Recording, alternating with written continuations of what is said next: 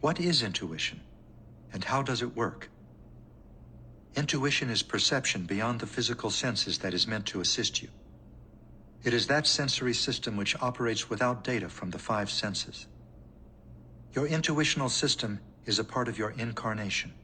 When you leave your body, you will leave behind the intuitional system that was developed for you, as you will leave behind your personality, because it will no longer be necessary. Intuition serves many purposes. Intuition serves survival. It prompts you to pursue that which has no apparent reason in order to survive. Hunches about danger, for example, about what is risky and what is not, about which street is safe to walk and which is not, or about checking the car under the hood, help you to remain in the physical world. Intuition serves creativity. It tells you what book to buy for your project. It tells you where to meet the colleague that you need to meet, and which ideas from one field will complement which ideas from another. It is the hunch that a certain painting should be done in gray, and that another should be done in purple. It is the sense that an idea that has never been tried before might work. Intuition serves inspiration. It is the sudden answer to a question. It is the meaning that takes form in the fog of confusion. It is the light that comes in the darkness.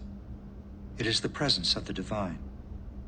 Intuition can be thought of as a type of wiring that can be used by various sources. One of these sources is the soul. Intuition is a walkie-talkie, so to speak, between the personality and the soul. This happens through the higher self.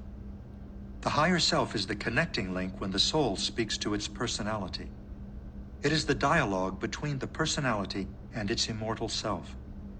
The personality-soul communication is the higher self experience. But the personality does not communicate with the fullness of its soul. All of the energy of the soul does not incarnate. To incarnate, the soul creates a personality from those parts of itself that it wants to heal in the physical environment, and from those parts of itself that it lends to the process of healing in that lifetime. So powerful is the energy of the soul that it could not advance into a physical form without, literally, exploding that form. In the creation of a personality, the soul calibrates parts of itself, reduces parts of itself to take on the human experience. Your higher self is that aspect of your soul that is in you, but it is not the fullness of your soul.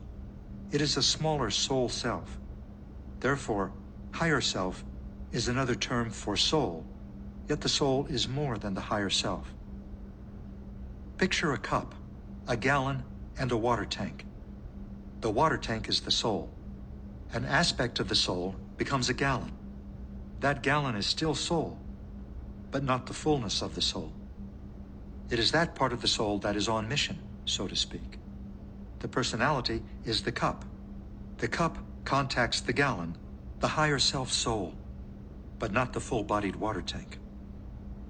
Communication between the personality and its soul is an in-house intuitive process.